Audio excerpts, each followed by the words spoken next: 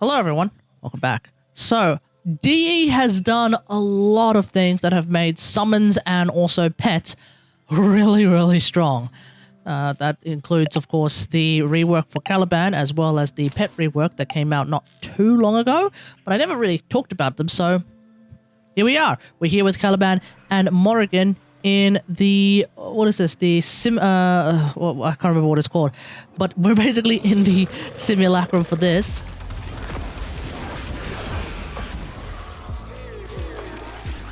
And aside from all of that, my dog is now just killing these enemies big time. Just like that. Lots and lots of damage right there. Of course, if I were to not actually do extra bits and pieces to those enemies, we would end up looking at something like this.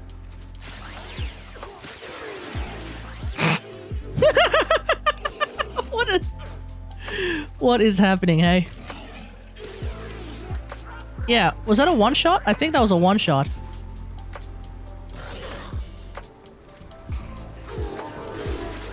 Yeah, man. The power of the dog, I guess. Which was actually a film that a studio that I worked at actually worked on. The power of a dog, right? And then on top of that, we also have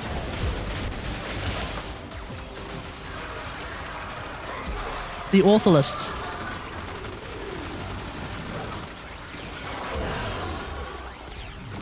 Let's get rid of everyone's armor.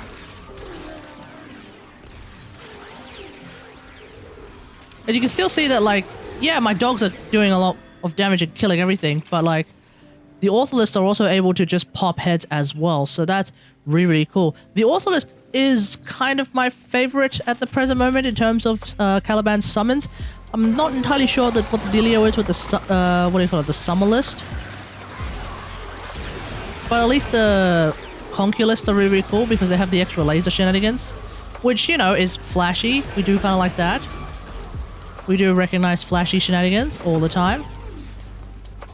But aside from that, though, I have been more of an Ortholist kind of player because they just, you know, shred enemies and blow them up all over the place. So that's, of course, really cool. So for the builds that I am using on Caliban and Morrigan as well, well, the main thing about the Caliban build is that I have Summoner's Wrath, which is a brand new aura, which provides the entire team, including, of course, yourself, with 75% companion and summon damage. So that's really strong. And then you're putting that alongside Arcane Kamisato, which, of course, is also a brand new Arcane. Both of these things came about from Hulvania, by the way, for those who often ask me, and I often forget where to put in where things come from. Yeah, both these things come from Hulvania and Arcane Kamisato. Well, it basically makes all of your summon minions get ability strength, 6% up to 60% at R5. Yeah. That's why my Ortholists and my Conculists are doing even more damage. That, and I'm also stacking it on top of Molt Augmented. So I have even more power strength. Molt Augmented, if memory serves, the absolute maximum is 100%?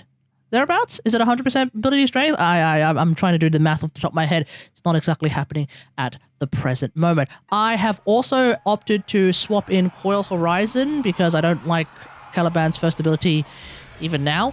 Coil Horizon has two main things that's really cool at. Number one, it's an electric ability, which means it also works with Arcane Stretch, which is why I'm getting energy regeneration whenever I use it. And then number two, it's also a grouping ability.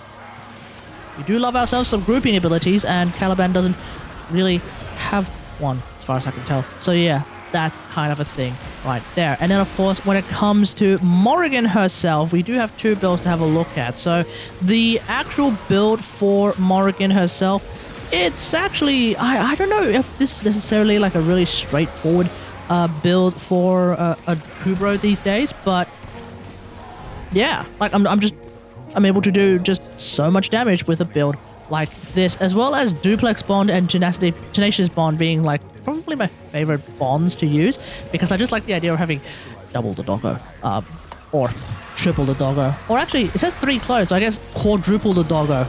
I do like me some quadruple doggo shenanigans right there. Of course, I don't really pop my energy that often when I'm playing Caliban at the very least, but Oh, I certainly use a lot of energy when I'm playing Mag. So when I have my dog with Mag, oh yeah. Oh yeah, there's got to be a lot of quadruple dog shenanigans. And, you know, the dogs do a lot of damage. So yeah, it's kind of crazy. We do kind of like that. And then, of course, the dogs have claws, which is really, really cool, by the way. I really like the idea that the dogs have weapons now. Their claws. So the build that I've got for my doggo is actually like a... It's actually kind of insane that I'm able to use 3 dual elementals on this build, because there's 2 dual elemental mods per point blank, and then there's the ability for me to put in like 2 single elemental mods and just kind of pop off like that. So yeah, with a build like this, I do end up with a ton of status procs, a ton of status chance, ton of crit chance, ton of crit damage, because bite is kind of ridiculous. Maul is also kind of ridiculous. So yeah, like it's a good time to be using a dog, and it's a good time to be using a summon. Let me know if you've got all of this in the comments below. Now, I've also tried running the Dessication on Caliban, which is of course Inara's ability, as well as Desiccation's Curse being the augment for Sand Cavats, and Sand Cavats are hilarious. I don't think I'm going to end up using it anymore though, because like it's cool, and for some reason it's broken in Simulacrum for some reason. Like the Sand Cavats actually insta-kill everything and do like 1 million damage, even to like armored crafter heavy gunners in the Simulacrum, so that's kind of crazy. But in normal missions, they actually function the way they're supposed to function, which is that they spread the sands. And by spreading the sands onto enemies, you can then kill them normally without having to do like a finisher, and that will also summon cats. Well, sand cats, anyway. So if you want to like have just an army of animals, and in this case sentients, then perhaps Desiccation is the way to go, and you could potentially look into using that with Necros, and suddenly you have an army of undead, plus an army of dogs or cats, plus an army of sand cats.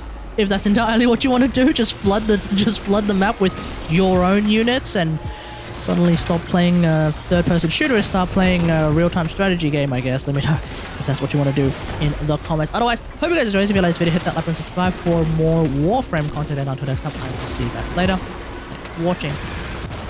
Bye.